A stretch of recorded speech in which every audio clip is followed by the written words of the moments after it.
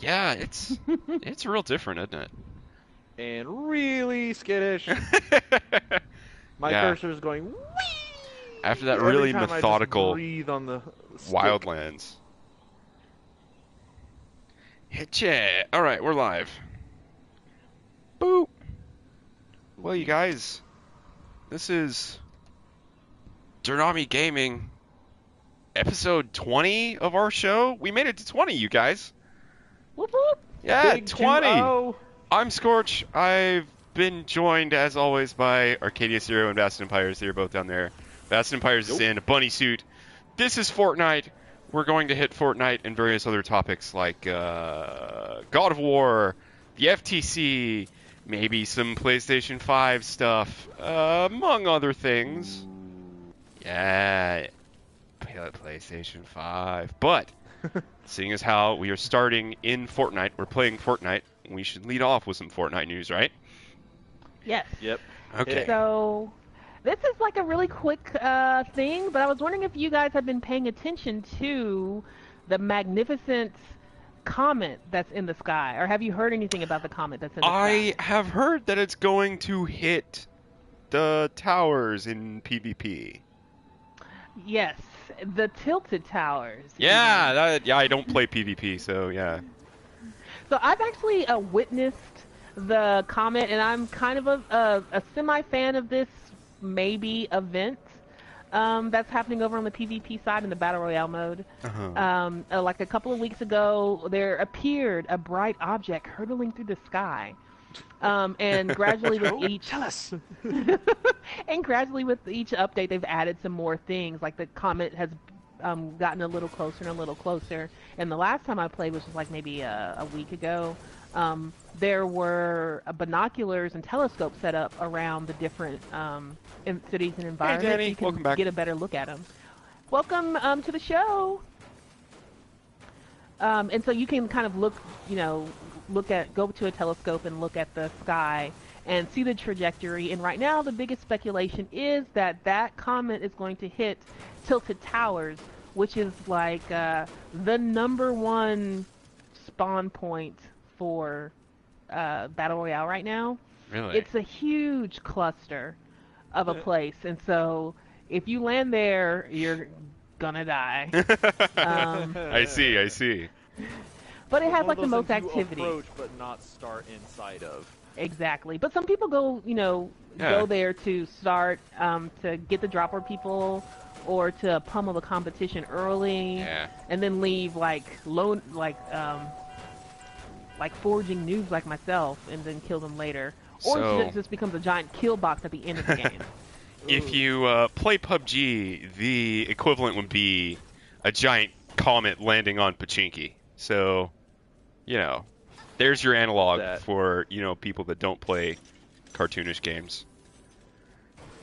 Shaking my head at that. It's a fun mode! Not all the time, I but guess it's fun. so. I mean, it was never my thing, and it's still not going to be my thing. But anyway, my news has to do with Fortnite PvP, Battle Royale as well, and Vast, it's something that you have directly bitched at to me about being in the game. It's guided missiles. They are yeah. stripping them from the game Oh, upon yeah. next update. They Oh, are really? getting rid of them. That's right, I brought the Brig J in here. No more easy mode for you. Nope. Oh my gosh. They did this for multiple reasons. One, it was cheap as hell. Two, Yeah. they were The doing obvious it to combat the fact that a lot of the time people weren't even actually using the missiles to actually hit people, though that, I guess, is something that you Just could do. Launching They tubes would- of chaos into a general vicinity. They would launch the missiles just to peek where other players were. Oh, so it was like a TV missile style? Yeah, launch? it was a TV missile. Yeah. I can't claim to have ever used one. I think I've only been the victim of one once, and I got off. Well, I was like, nope, not dealing with this. Straight well, up, nope, right on out of there.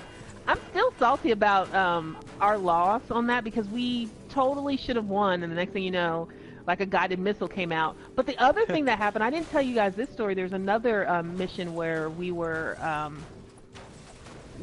like the last two teams, and it was me and we were four stacking. We were in a squad, and it was me and a friend of mine named Tail Swapper. We're the last two people left, and we thought there was only one guy left, and so we were approaching dude at it like an angle, and I was flanking him, and Tails was going at him directly. They were shooting rockets at each other, and I was coming up behind. I kill him, and out of nowhere, from miles away, comes a guided missile. So that his teammate had stayed outside the storm and shot me with a missile once he went down. So I'm sitting there like, why isn't the game ending? Why isn't the game ending? We killed the last dude. I see. And then I look at the screen. Gotcha. Yeah, which is like, it's good strategy, but on the other hand, it felt bad. Yeah, it's cheap. There's no counter to it really. I can completely understand. And we'll throw way back to the Jack Frags in Battlefield.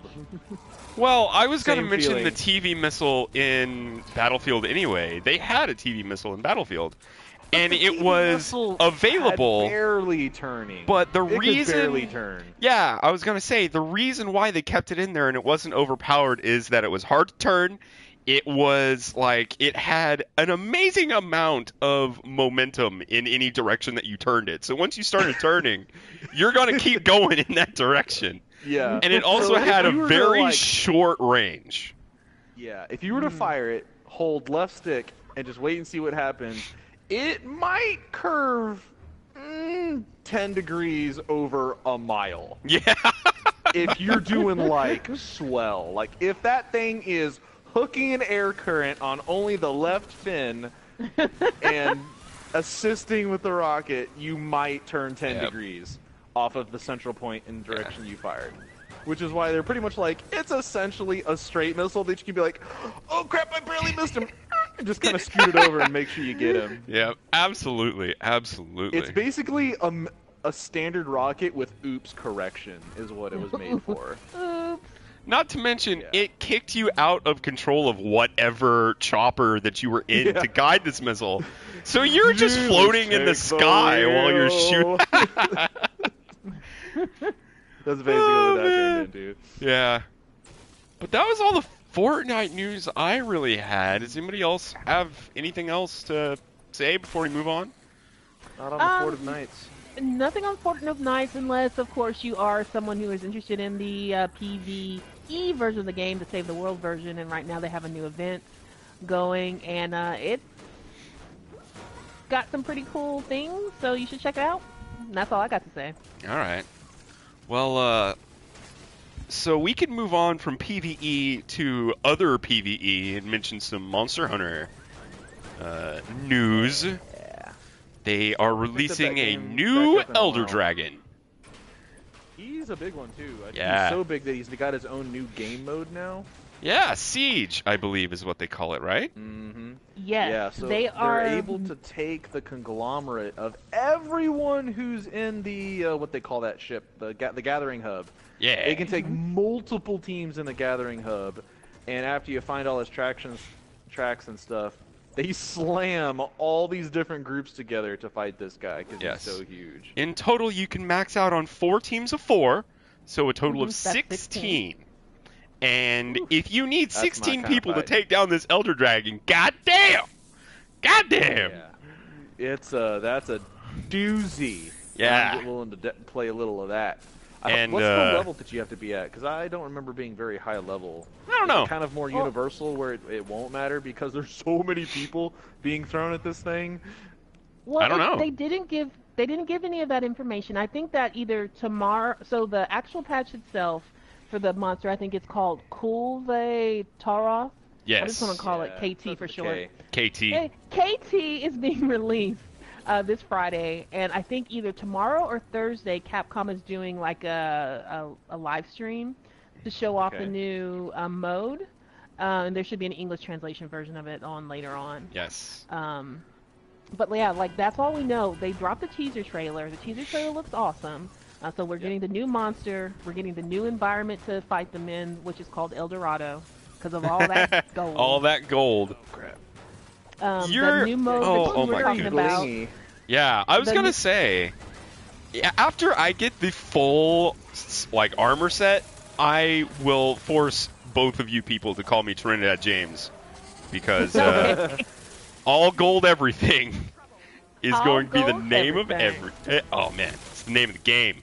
So Name of there the has to game. be a weapon called El Dorado or something in all that nonsense. Like, there has to be.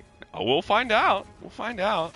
We'll find out. Yeah. And so, so that's kind of, that's a lot. And on top of all of the other stuff, there's like they released a list of hot fixes and changes that they're going to also do with this update. So there's a lot of content coming to Monster Hunter in a couple of Yes. days I'm excited. after the big spring event. I'm really happy with the way that they've kept up with this game. It has a really good roll of content that's coming out. I don't know if it's sustainable by them. I know they have a lot of previous stuff to go on, but, it might So take that topic a ties while. into another game. Yeah? So you mentioned hotfix. Hotfix is something that was actually brought up by the Anthem creators, and the director who is overseeing the creation of the game Anthem, which has been delayed and put in question and all that stuff. One of the questions that was also posed was whether or not Anthem is going to have a hotfix capable engine, or if they're going to cram patches down people's throats in this weird, non-seamless transition of work. And essentially what the director said is, we very much prefer a hotfix direction, which is what they seem to be implementing, but it's not set in stone. Yeah. And they want to do that for the ease in which they can push out fixes and push them out live for this.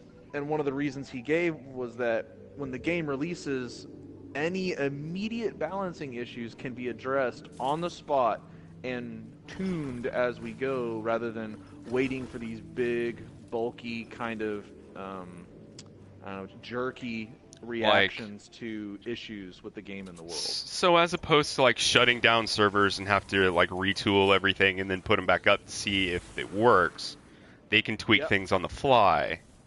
Completely on the server side, and we never know. All right. The well, only difference you might notice I is don't between know. one loaded match versus another. I don't know. It would be a thing that we would never know because we are on console, and in order to update on console, from what I understand, all the developers have to go through a certification process. Yes, this is true. Either, yeah. But it would still be faster than anything else. Like if you look at Fortnite, they update pretty quickly. Yeah. Yeah. But the seamless transition is essentially you logging in to the game from one day to the next and not really notice you don't miss a beat. Yeah. Gotcha.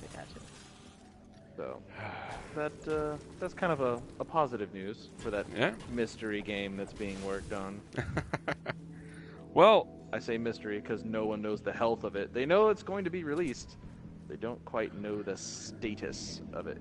Well, we have a small update regarding Anthem. BioWare and EA both have come out to address player concerns. And I don't know how much you want to read into this. You can be the flag bearer for all that is great in the world, or you can say, this is some nihilistic bullshit and I will not have it. But the EA has essentially come out and said, look, we understand that you were not happy with Battlefront 2. We have learned our mistake from the whole loot box fiasco. We can't afford to have a bad game in Anthem. BioWare they don't have the ability to afford another loss like Mass Effect Andromeda is. PR or fiscally. So we are taking all of that into account when making Anthem. Now, that being said, they did put microtransactions back in the game of Battlefront 2. However, it is mostly cosmetic, and everything that actually helps you in-game is earnable through a progression system now, the way it should have been in the first place. I don't know how many cosmetic assets they have for Anthem, or how any of it has worked, or how much they even had to retool since the Battlefront fiasco, but it may be a little bit healthier than we thought? I don't know. I'm going to be hesitant about all of this. Yeah. I mean, I wouldn't know that either. I have no intention of playing that again, so you'll have to tell me. All right. Well, I'm not going to play Battlefront. I was talking about Anthem. No, I will. I will play. Will play Anthem. Let's not confuse that. I will avidly be playing that game. And if they are... Oh, we got a Mimic over here. And if they're true to their word and they truly don't want to screw this up, then I do believe they will make it right by the gaming community. And Anthem should, fingers crossed, not holding my breath, turn out okay. Yeah? At a minimum. What do you think, Vast? Well, now my concern is, has loot box concern addressed?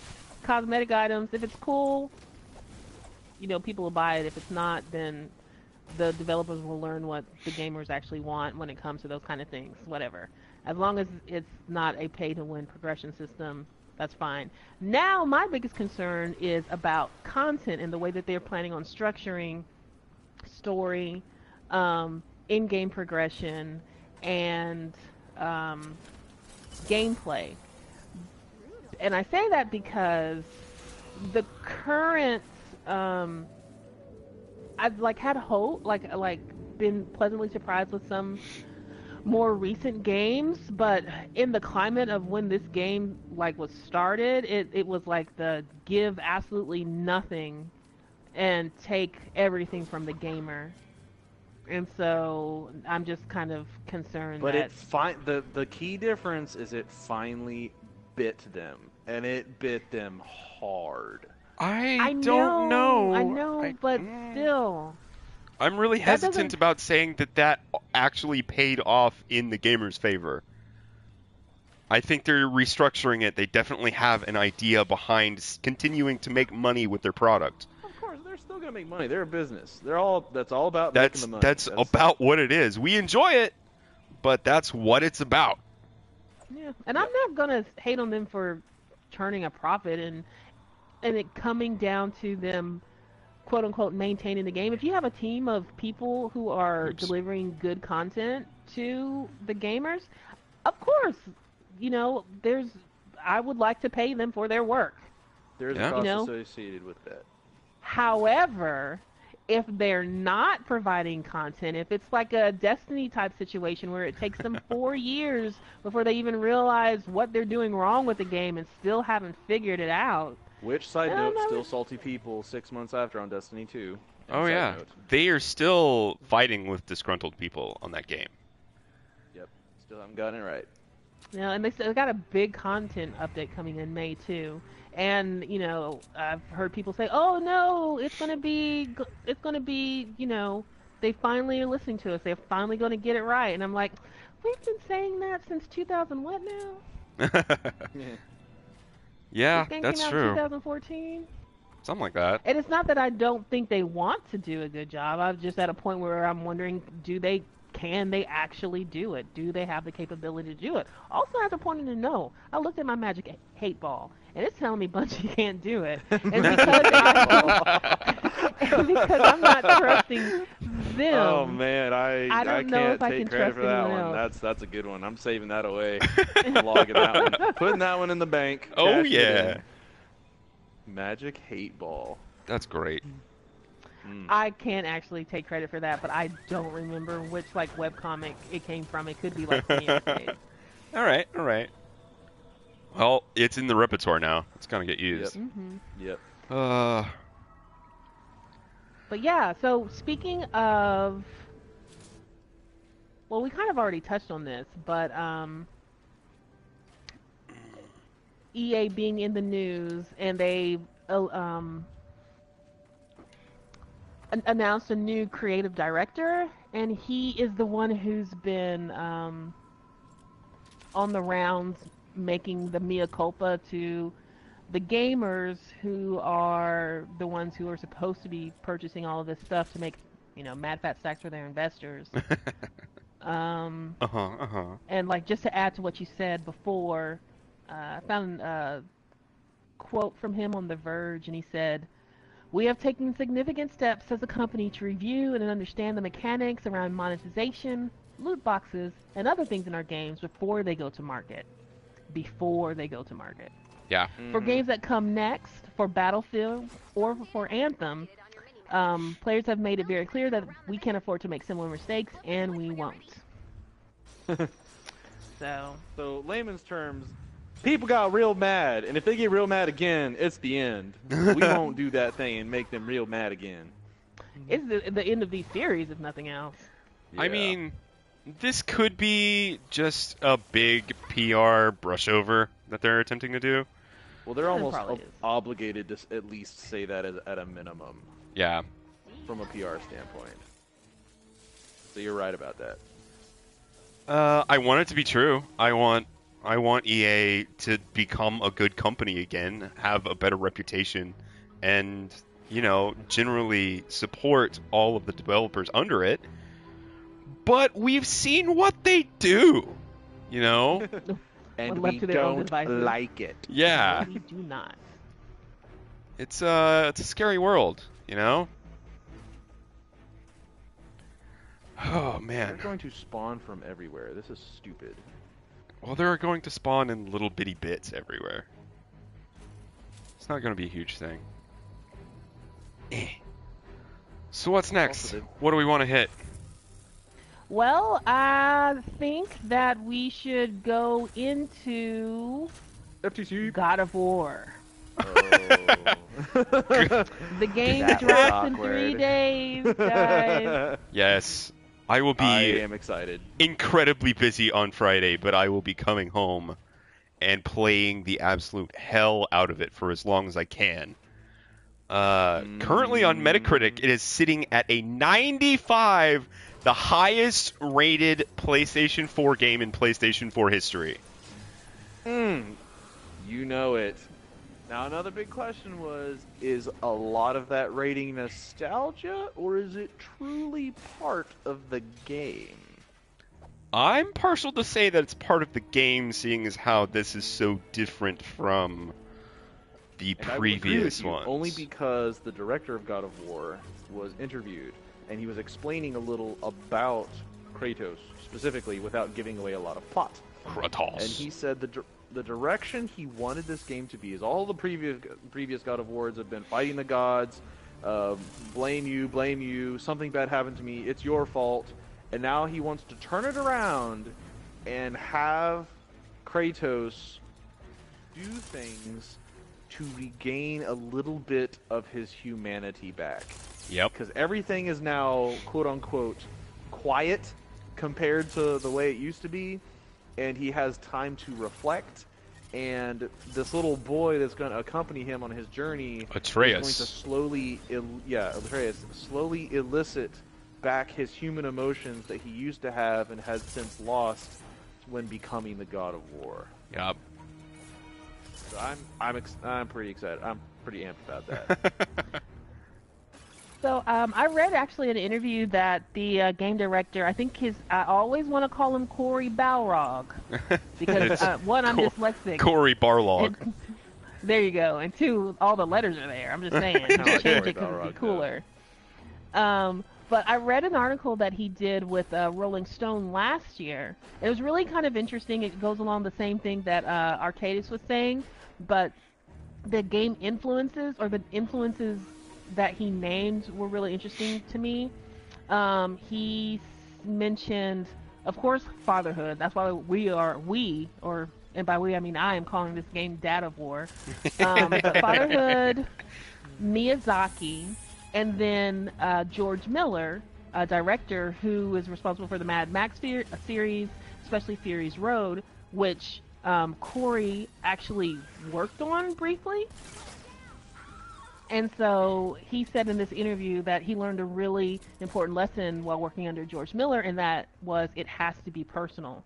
If you want to tell a really good, compelling story, a character-driven story even, that you have to be personal. You have to have that vulnerability in the character, and you have to show them fail in order to show what the difference is when they succeed, which is, he also mentioned kind of Pixar-type storytelling. That's one of their things, but I found that really, really interesting that a lot of, well, not a lot, but some of the things that you're going to see Kratos face is going to be internal, and that is just not what I expect when I remember playing Kratos. And my chain blades are slicing through everyone in a whirlwind, and I pick up a harpy and put my foot in the chest. Combo? And tear the wings right off. now? All right, keep going. Let's keep going. Let's get this number up. Combo multiplier. So oh, yeah. Give me all them red orbs. All them red orbs. And I'm going to smash the face of Hercules all the way into the dirt. Every time. His fight, I remember, him and Hermes are the two I remember being a bit on the gruesome brutal. side. Those two, they were God of War 3, weren't they? Yeah, I couldn't play that game. That dude, oh man, that guy. I couldn't play that game. We had a mutual friend, Tom, binged that game in my room over a spring break one high school that summer. That was the first time he played. Then he continued to replay all 3 God of Wars, I think 2 more times. Yeah, something like that. He played that game like I used to play Ocarina of Time. It was impressive, actually, to see him actually put in that amount of work. The only game he's ever truly loved 100%. Yep. Almost purely from, the spectacle of the thing, Yeah. And I don't blame him. He's sitting there ripping apart 1,000 people. Ooh, Yeah, ooh. You know the glittery anime eyes that people get when crazy shit is going on? That's exactly how he looked. It was amazing. So, and from what I understand, the combat in this new game, it's still going to be there, but it's not going to be as fast as the previous it's going to be much, like you said, to allure to what you said earlier, personal. Yeah. It's much more focused. And it also isn't going to, you're only going to have a few different weapons, but you've got a shield and an axe from what I understand, and that's your mainstay. They might introduce some stuff later because they don't want to spoil it too much. But yeah, pretty much shield and an axe. I mean, it's a magic axe. Where's that heavy? I don't know. I thought we just destroyed one. Okay. Mr. Late to the party here. But yeah, sorry, I'm on the other side. I'm considering getting God of War. I love the first 2 games. The third one was a little over the top for me.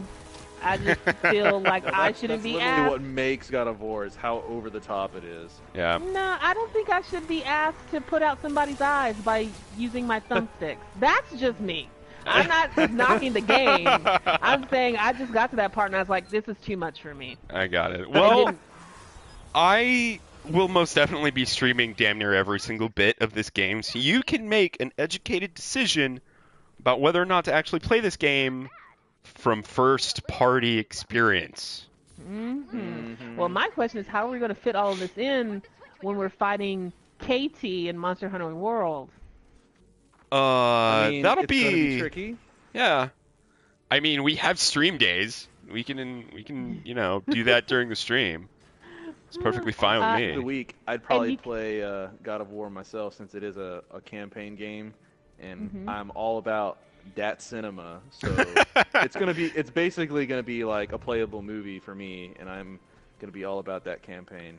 This is certainly shaping up to be an absolutely beautiful campaign-driven game, and yeah, it's in I think the timer is on 2 days, and it's driving me insane.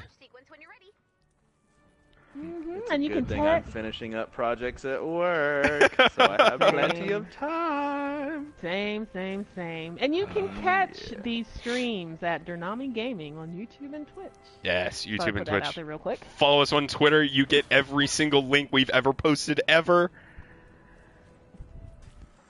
Yep.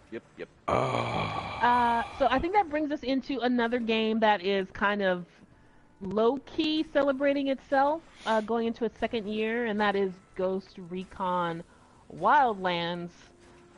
Yes. It recently announced that in year 2 there's going to be 4 free content drops for players, and the most recent one added like 5 maps to the PvP mode called Ghost Wars, which I haven't tried. I don't know about you guys. Yeah, I don't care about it.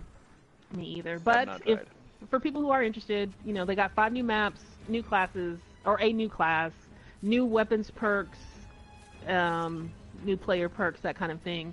But what interested me for this game is, or for this content drop, is that they added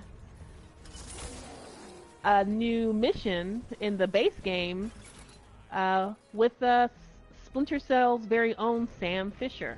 They did. And this has importance. This has weight to it. Because... So, well, hold on. What? Okay. Before we get into it, because I haven't played it, what is the mission like, Scorch? I think you're the only one of us who's actually played the mission so I far. played it. I didn't stream it or record it or anything. There are streams out there. You can totally take a look at it. But it involves you sneaking undetected into an Unidad base and then defending Sam Fisher as he hacks, downloads, like essentially an entire server's worth of data onto a thumb drive and then runs off.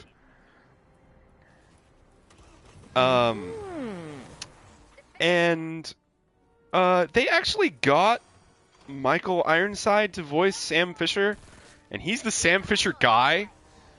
So people are starting to wonder, people are starting to wonder, is there a new Splinter Cell game in the works, seeing as how they just had, like, Michael Ironside kicking around in the office one day. Happened. Like, oh, Michael, didn't know you were here for a visit here. Come voice these lines for us. Goodness, get in the VO booth. You know, for old time's sake. We just got a couple things we want you to say. You know, infomercials and stuff. Infomercials. But yeah, so I would be one to ride that hype train and say there might be some Splinter Cell nonsense in the works, and I'm not upset about that. Yeah. It's been a while since I played a Splinter Cell game. I think I stopped after Chaos Theory, which is a really, really good game that immediately dated itself by putting the time of the game about a year in front of the actual, like, Earth world time.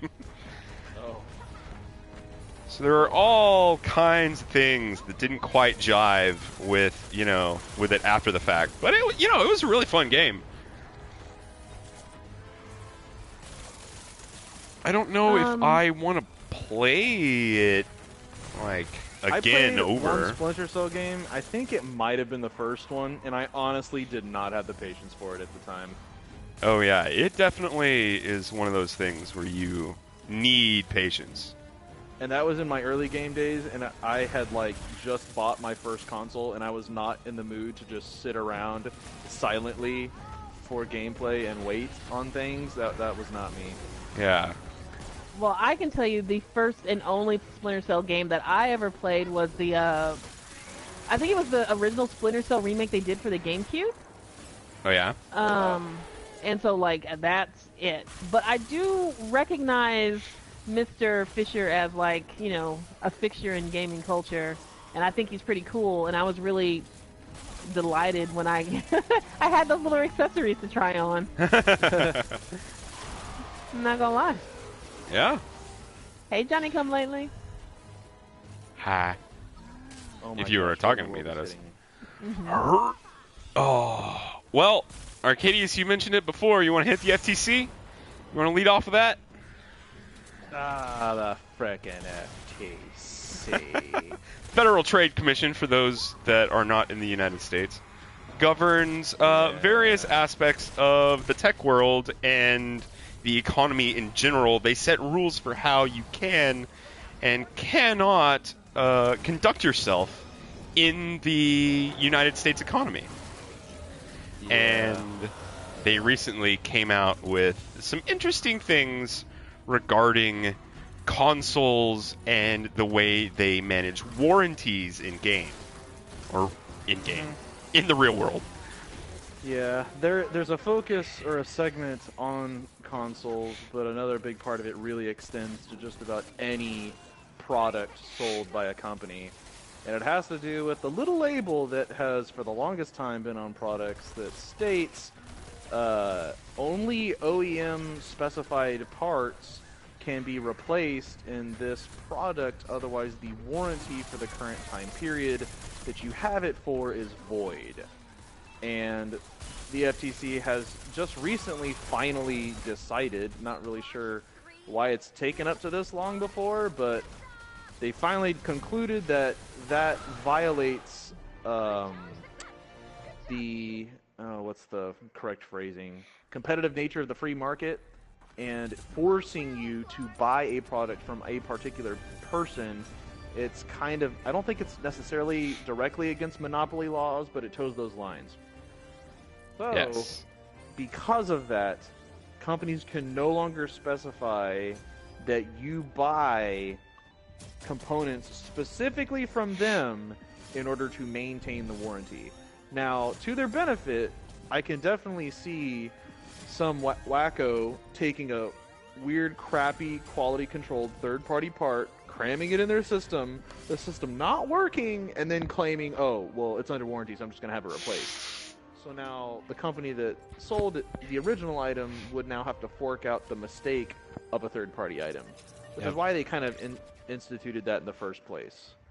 However, they've pretty much allowed the verbiage to expand in every aspect of products, which in this case for consoles is every single internal component, right down to breaking it open, cracking the little fancy sticker, which they can somehow look at again and go, yeah, you broke this, we're not covering anything. So, with this news, third-party tech people that hang out around the first-party console booth drooling are like super happy about this. You're going to be able to get any kind of third-party junk that you could ever want in anywhere, and it would not violate your warranty, which is great. However, it's going to be a really like dirty attempt to fix some of these things that people are going to bring in under warranty. And quite frankly, you might actually see typical warranty time periods shorten as a result, because big companies will not take financial hits if they don't have to, but they will still at least extend warranties in order to maintain face for a product and its reputation. So you might see those warranties crawl in from 3 years to 2 years, from 2 years to maybe 1 year on certain products, and I definitely don't see them going overboard to extend the warranties farther. No, definitely not. Keep that in mind, folks. And just as a bit of the roundup, they didn't mention companies by name, but the specific examples that they used as for warranties and violation or that they're ruling against came almost word for word from either Nintendo or Sony. Like 2 of them were from Nintendo and 1 of them was from Sony. Or people have commented. So, be careful while you're out there making these decisions of what third-party items you're going to put into your I will consoles. say, as they start out into this, there are going to be some third-party stuff that just sucks. And it's going to ruin consoles, and it's going to happen. But as with anything, with time, the bad stuff will be weeded out, the good stuff will get better, and you'll then end up with a good grouping of third-party people that sell quality third-party components, and it'll just be the norm like it is with cars. Yeah. So, yep. I look forward to it. I look forward to the day where I can hold an Xbox-style controller and play PlayStation. Oh, yes. I mean, I've got one now, but I want a better one. You know? Victory for large-handed people. Yes. Oh my gosh. Oh my gosh. You don't, Johnny Vast, Big Hands over you there. don't know the struggle when you have like man Micro hands. I And don't have man hands. I have delicate She has lady But, micro like- hands. She has work with tweezers hands. I've got lady fingers, I got thick. I don't even remember the name of the words of that song, but yes. I got lady fingers, y'all. But yeah, the PlayStation controller is an absolute pain for people that have large hands. And we have large Big, manly hands. American hands. Yes, and not, you know, Ill-suited for the large-handed people. yeah. Thank you, third party, for stretching us this far, and we hope that now you will stretch farther with these rulings now coming out. I expect an exact Xbox 360 copy within the year. Well, we'll see what happens. So, Yeah. We'll also talk about, developing that ourselves on the down low. Hey, hey. Hey. Okay, so speaking of consoles, guys, I think now's the time to pull the trigger on those PlayStation 5 rumors. Okay, a piece of me doesn't want this to happen because I get so sick and tired of buying new consoles, but that's just the way the world works. Yeah. Same thing with cars. Well, you could go to Out with the old, in with the PC. new. You could go to No. PC, but No, you're no, always no. switching out No, no, components. no. It's essentially the same thing. No. PC, it would just be like, the moment you bought something, it's now out of date. Like, Yeah, no. basically. I don't want to live that life. That's not me. Yeah, I can't. definitely. I can't handle that.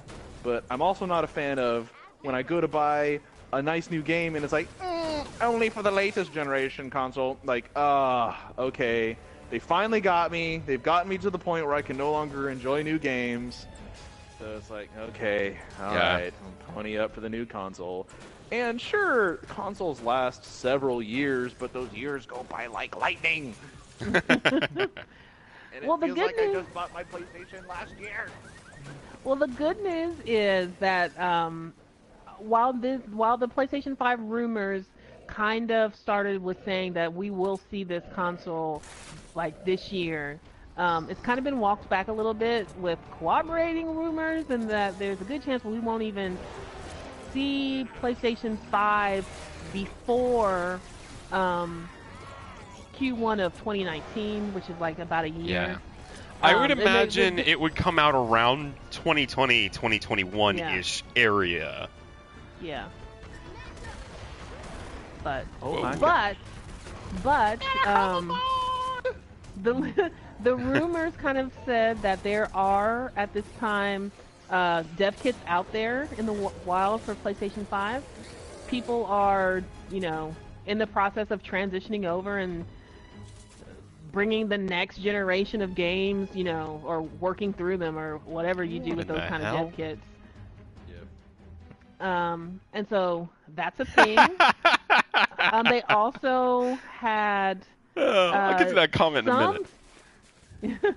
they also had some specs out there, but I didn't track those down because the At place this where point, specs are going to be elusive. They're not going to be Yeah. concrete in any way, shape, or form. Usually the way it works is that when you work on a dev kit, you have some really wide, really beefy hardware that hasn't been directed towards anywhere. It's more of a test bed for devs to say, okay, this is about how much power we've got to work with in the next generation, and they can start to tailor what they want to do towards more of the power aspect that they want. Now, when it gets closer and closer to the console actually coming out, they can tailor it and narrow it even further to the actual specs of the machine. But right now, as it stands,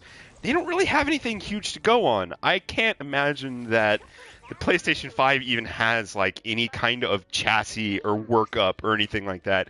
We're looking at essentially components in a cardboard box sent to a dev team saying this is the PS5 thing. Alpha. Yeah. well, if I remember the story as it was reported on, maybe it was the No. Didn't a lot of this information come from one of those tech news industry websites. That you Yeah. have to have like $1,000 subscription just to take information from it. I think it was $1,000 a month subscription to be a part of this tech blog, which is Sounds like one of them exclusive hoity toits. goddamn. tells us we're in the wrong business. First of all, Just set up a that's tech what blog that tells me. and you know right? put that $1,000 subscribe button a on there. month. It's like, never mind your mortgage, give it to us. Is basically like what they say. Well, I'm pretty sure that You the don't people need to who are live like anywhere. You can just like rent, bum on someone's couch, but you get to be a part of our exclusive blog. Yeah. it's probably businesses that subscribe to it, but still. You Yeah. would Yeah. think so, but there Are people out there. Absolutely. There Yeah. are people. Oh There's man, some dude I out have, there eating ramen for a year so he can do this. Look, man. No, eating I ramen live all on the time internet. is a recurring monthly thing. I I was seen thinking stuff. that he's I going to know do what like a people spend their 1 money year on. thing of this and then decide, okay, I did a year of this, I can't kill myself like this. Well, you haven't met enough neckbeards, my friend. Yep, clearly. Uh, Ow, that hurt. let's see. So, we have some interesting shit going on in the chat. Hit us. Albadar's back with his sarcasm. Welcome back. Yes, I like it's good to seeing see you you in our again. chat. Yes, he says Final Fantasy VII Remaster and Kingdom Hearts 3 coming out for PlayStation 5. And, yeah, I got can something to say totally about see that. that. No, here's why. Kingdom Uh-oh. Hearts, PlayStation, like Final Fantasy VII, whatever. Kingdom Hearts is actually coming out this year. I didn't believe it. I was with you, Albadar. I didn't believe it until they actually released the music.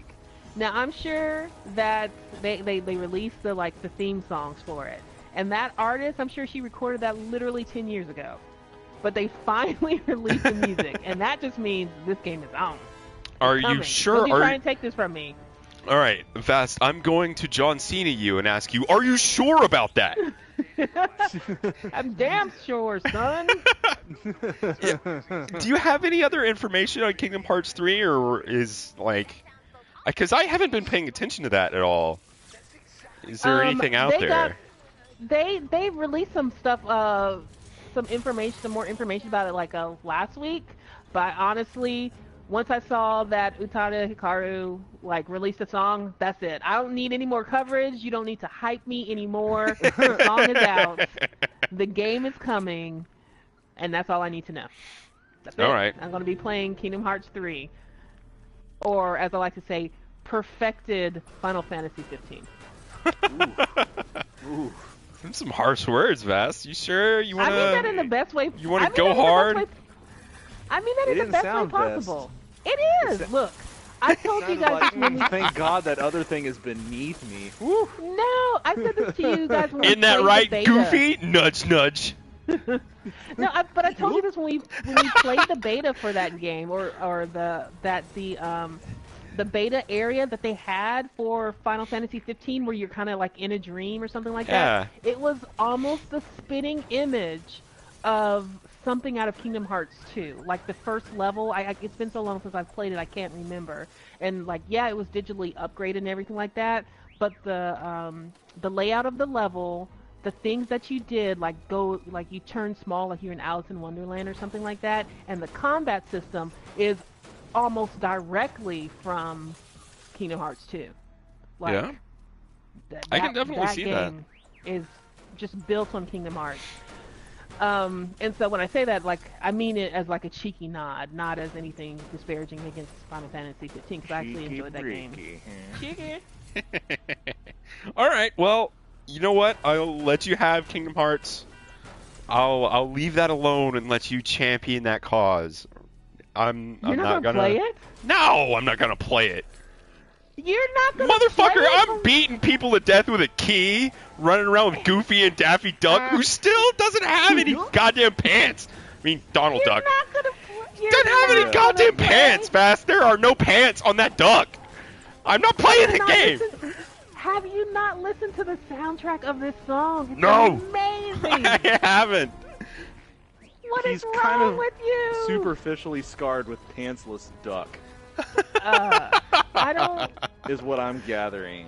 This is what I'm no, saying. That is okay, the there's like pantsless duck who whines. there's some heavy like memory blockage that it's like put up in the back of my mind. There's some dreams I don't want to remember. So Wait a minute. So, What? whoa. Let me What? interrogate you real no, quick. you can't. We're Are moving you on. Are you? This are you isn't telling for me the cast. You haven't listened to the We can't soundtrack? do this here. No, we Children can. are We listening. can. We can. We can. No, you haven't listened to the soundtrack to these games? No, I have not. Are they good? Oh my god, the theme songs. All right, so the theme songs to these games are so amazing. I'm not just saying that because it was one of the things that led to like my J-pop like fixation for several years. But but no, it's really good music. I'm just like, what? All right. What? You know what, You Vass, need to- for you you, need to I'm listen going to- to look up the OST of Kingdom Hearts. Thank you. I'm I'm telling you, you off need to listen up tomorrow.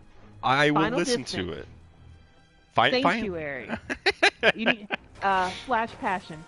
And then what's the new song? I can't think of the new song's name right now. But do it.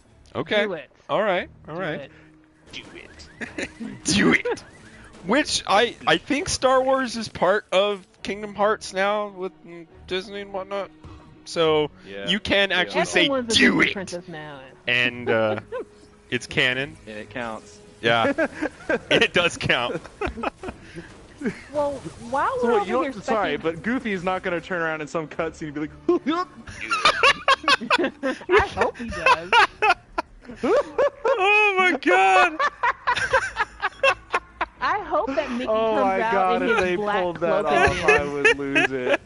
Oh man, that Chuckle Fest would last for Oh my weeks. goodness. Yeah, I Don't we don't all know need if I'll some be able to laughter? take it seriously. I really don't.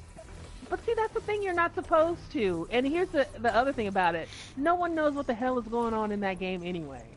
Like, we don't know. We know it's Kingdom Hearts 3, but then there's like Birth by Sleep and 365/7 and everyone's heart has another body inside of the heart. Like, no one knows what's going on. You just go in there for the fun gameplay and the I play to see the Disney princesses. There, I said it. I said it. I'm a grown woman. I don't care. All right, I said it. that's fine. That's fine. Okay, so since we're over here speculating about things, can Ooh, we here turn comes. our speculation? We entered the speculation zone, and I couldn't say speculation zone, but now I'm saying we're in the speculation zone, and we're going to Bethesda game. Ah, Starfield! I've been salivating about this since I heard about it 2 months ago. I've tried to talk to all my friends, and they're like, yeah. And I'm like, how could you? It hurts my soul to hear you say, yeah, about it. We were kind of saying, yeah. Yeah. A lot more than just y'all. And why is there an Easter Island head on this roof?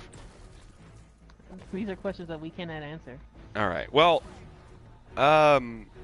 so we kind of think that Starfield is on a 5-year dev cycle that jives with Fallout and the Elder Scrolls series.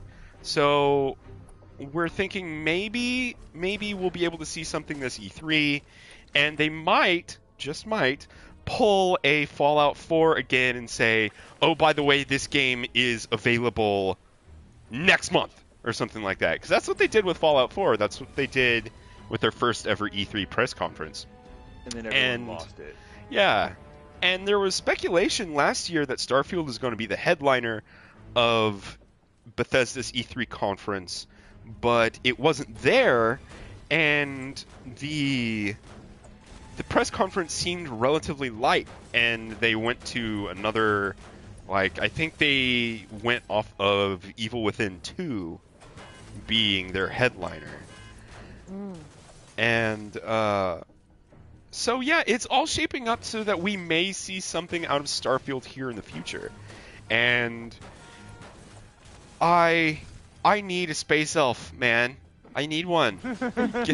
Give me a space elf the with a real gun root and of like the give me a desire comes ship. out. I want it to be like powered by magic or some shit. It's gonna be so weird and awesome, and I need the space elves you've always wanted.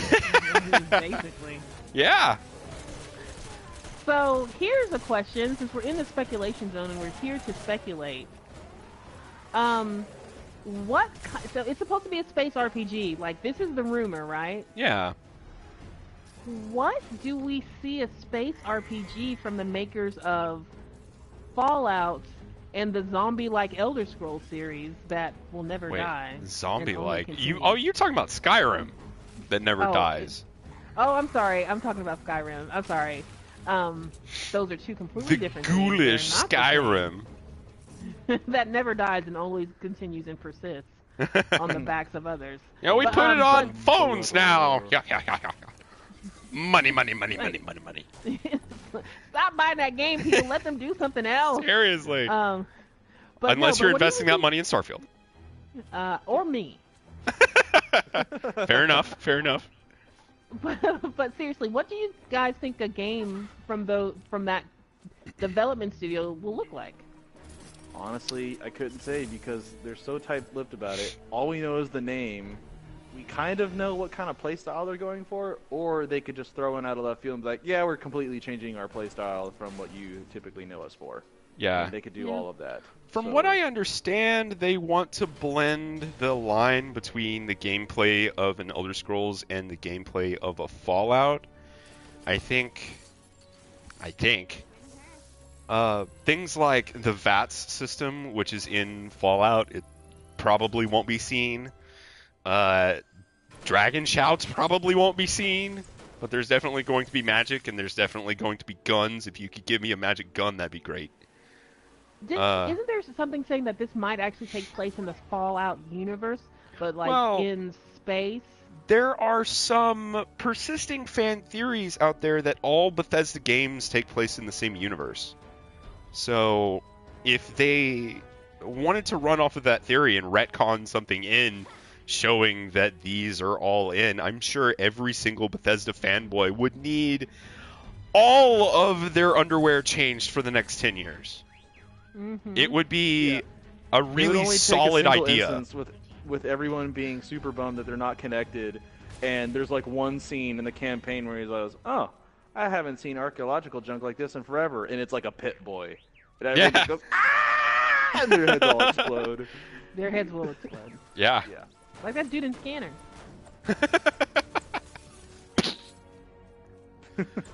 Oh man, good stuff. But I Good can't stuff. I can't tempt you guys into giving me some kind of like quote unquote fan theory, fan fiction of what might what we have in store. Honestly, at this point, I Okay. couldn't say. I Yeah. need more to go off of to develop a good theory. Otherwise, it's just some weird off-the-wall thing that really has no relation or even close Yeah, resemblance. I honestly can't tell you either. I'm not sure where it's gonna go. I want a Maybe in a ship. later video, I for want sure. guns. I want like laser swords, and I want my space elf. But you know, baby All steps, things right? in due time. Well, I hate to tell you guys this, but you guys suck, and we're gonna leave the speculation zone. What? I mean, we will have more videos. We Yeah. can leave some We can have a whole video dedicated to the well thought out speculations that you so desire. Yeah, The absolutely. speculation zone. Once we I actually just want see that to something become a from this thing. game, it's going to be like more And tailored. can speculate. Yeah, because we know And it nothing might- about this game other than them renewing the copyright on their title. Like that's it. Need a and- little bit more. Well, if Yeah. we're lucky, we will see something at E3. I'm really interested to see what might happen with this game. Now that I'm with you on. Almadar says that Alright. Warhammer 40k is getting ready to sue because it sounds very similar, and I am one to agree. However, I like that game too. Those games But as I'm well. not sure how much grounds the lawsuit might have if they've had this trademark going for such a long period of time. Yeah, we'll just Don't have to quote me on see. the number of extensions they've had, but they've perpetually put. I think this is the 5th trademark extension So the fact that they've had something really? going for so long, yeah, I could have swore an article I just read today was that this is the 5th trademark extension, unless From what I the site was reading understand, was on crack. From what I understand, they filed in 2011 and extended it in 2015. And that's it. And maybe the article got confused it being 2015 versus 5-year extension. Yeah, maybe. Possible. Yeah. It's possible. Well, guys, we have one more topic to discuss. We and do? it is our hot topic. Yes, it is. We're leaving the speculation zone and going to the hot topic.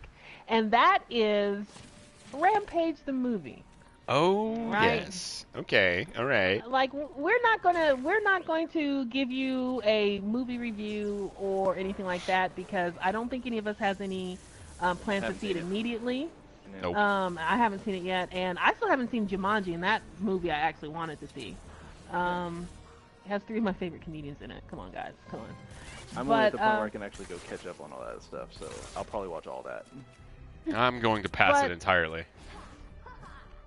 But like in general, for as many years, like since the first video game film, video game movies have sucked and have not genuinely made very Wow. much money.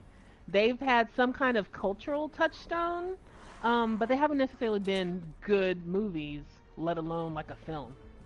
But at this point in time, Rampage sits at a better than average score on Rotten Tomato. I think it's like in the mid to high 50s. It's like a bright sunny day. It's certified fresh. It's certified fresh, and Which is the minimum you need to know. Oh, certified And- fresh. Okay. and it's #1 in the box office, like across all areas, and it's taken in like $153 million worldwide. Could change.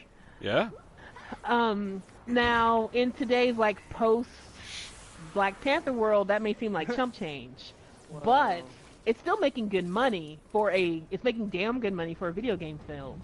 So Yeah. I wanted to ask you guys, one, why we think this movie is doing so well, and two, why do video game movies suck so hard? Well, the answer to the first question might possibly be Dwayne "The Rock" Johnson. The The second answer to that question might be you get somebody who just has a wild idea, but they don't have the knowledge of either the subject of the video game that they're making the movie of, or vice versa. They know the video game, they just suck at making movies, and the two have never melded together. I'll come at it from a different angle, if I may. Hit us. Do it. Offer that cross shot. If you are used to playing video games, if you're in the video game playing community, you are used to making your own decisions within the story. You're used to driving your character to a certain direction. You're used to being a part of the story. You're used to it being an interactive thing. And when you change the interactivity to a passive spectacle like a movie is, that's really, really hard to translate. You're going to have to nail a whole bunch of things for the people that have their hands way more in the story than a movie ever could be satisfied. And I think that has a lot to do with why you don't see video game buy movies that. doing as well as, other movies. But so I would agree with that, except for the fact that, at least in Hollywood, we have a long history of adapting things that are just as unwieldy as a video game, and I'm thinking specifically of books, and not just books, but book series, Yeah. which has a linear it does have a linear like storyline, but it has a wealth of information that has very often been distilled down into something that is pretty decent. And recently, I'm thinking of most recently, I'm thinking of the Tomb Raider film Uh-huh. and the Assassin's Creed film, which Assassin's had Creed. very good. I don't remember the name of the director, But I know for Assassin's Creed, like Michael Fassbender was in the film, and he is honestly a very good actor. The lead that they cast for as Lara Croft in this film, she did a pretty good job with what they gave her. They had experienced directors. It's not like they were, just getting like someone who just made like a music video who's immediately transferring into movies. They got like an experienced director, and these films still kind of tanked. That's true. Weren't that good. That's very true. So what is it? What I'm saying is like I agree with you, but that can't be the audience they're only trying thing. to appeal to, which is the people who do play the video game, which video games being an incredibly large multi-billion-dollar industry, they believe that they can just kind of sideways tap into. They kind of look at the movie and go, they scoff, and they're like, that's not what I played, and then they just ignore it and move on. That's true. That Like, could be oh, it, nice too. attempt, and then they just kind of laugh and walk away. That could be it too. Yep. So we have a rather apropos comment from Albadar, the wonderful, in our chat, who always brings such illustrious perspective to everything that we do. Oh yeah, love him in the chat. Yep. He says, and from the film critic perspective, video games rely heavily on obvious, achievable objectives, and usually a pretty obvious MacGuffin translated to film, and it's pretty obnoxious. Yeah. It I can ends see up that. having characters that really have no development whatsoever because it's already been done in the game, and if you haven't played the game, you don't know the development, so you're left in the dark a little bit. Yeah. And then you're like, well, this is lame, and it's like, yeah, but you would have had to have played the game to already know this development, so you can look at that and go, this is enjoyable. I understood that reference. And Ready Player One was born. Yes. A zing! I haven't Someone seen read that that movie. book. I have no intention of I seeing that movie. We'll kinda watch. wanted Have to not read see book. it. Will enjoy. I kind of wanted to see it if only because Oh my God. not because of the story, at all, but because I do like Steven Spielberg, and I have through all of my life. He's kind of like a Tom Hanks to me. He's kind of always been there, and I enjoy his work, not just from a nostalgia thing, but he has made films that have touched me in the heart chest muscle area. I have one. Place I am deep human. inside. And so I kind of wanted to see it just to see what his perspective of the film might be, because I know they specifically reference that it is not a one-to-one translation of that, and it might have been better for it, but I don't know. But that's just me. Yeah. Wow. Oh, God. I would not ever be able to sit through that incredible masturbation fest of like, oh my God, Steven Spielberg, tap, tap, tap, tap, tap, tap, tap, tap, tap. You know what I mean? Like, I I've can't never do it. done Kind that. of. It's I can't there's do just it. such an onslaught of reference that it's really more about the references than whatever central stringy plot that holds the movie together. And it's like, I kind of wanted to just watch this thing, but you're showing me all this other stuff instead in order to appease, this ridiculous cluster bomb of reference going off. Gotcha. It's like, I'm not intrigued. Yeah. I can see that perspective. It seems Like, intrigue me Albadar with the has original seen story, Ready not Player One. A giant, glued collage of stuff that just kind of resembles. Well, that's something what you it can tie is, together right? instead Like, of- it's a giant conglomeration of all of the things that make fanboys nudge other fanboys in the ribs for, right? Like, that's why it exists. Yeah, and yeah. And I'm okay. Maybe this boils down to the fact that I'm very easily entertained. Like, it does not take a lot to entertain me. So seeing a collage with ooh, like, I'm okay with that. It might not have a very deep story, and I might not see it a second time, but I'll at least watch it once because I'm curious. Oh, you will not be And having again- my money, senor. Easily entertained. Well, I've been thinking about how my movie experience has changed a little bit since I've been living in the big city and the Big Apple. The city. And the city, capital THE. And Wait, hold on. I think in some ways I can. Wow. Okay. better appreciate the kind of thing that Ready Player One is supposed to evoke, not necessarily what it does evoke, but what the writer may have felt he was evoking in terms of like, you know, a connection to like not just the nostalgia, but you know, those type of things and the type of storytelling that you really enjoy and you kind of treasure. Yeah. And I say that because like since I've come to the city, I've gone to a bunch of different like theaters around town and for big blockbuster premieres, like of the Star Wars films and those kind of things, and Black Panther and stuff like that, and like had huge audience reaction moments. Like, I'm not someone who likes people talking in the theater, but like clapping and those kind of like big Very movie moments unanimous where reactions, not like just one guy unanimous. going, "Ow, shit!" Yes, that's exactly it. And so, you know, like, and people were clapping and cheering. Like, I still remember when Rey and Kylo Ren were fighting in Force Awakening, and she pulls the lightsaber to her, and it was like the crowd goes wild kind of moment. And I feel like that's the kind of feeling that Ready Player One is supposed to evoke. Okay. And that's the kind of feeling that I feel from a Steven Spielberg kind of movie. But does this one do it? I don't know. God. All right, I'm gonna have to I mention the don't chat again. It's getting a little off the rails in there. It's popping. Tell me, am I wrong, Abadar? All right. Danny says, I'm just like Arcadius, referring to the ooh ah easily aspect. entertained. And Albadar We'll says, stare at the new shiny thing. Albadar says, I was going to say Arcadius' mindset is spot on for seeing Ready Player One.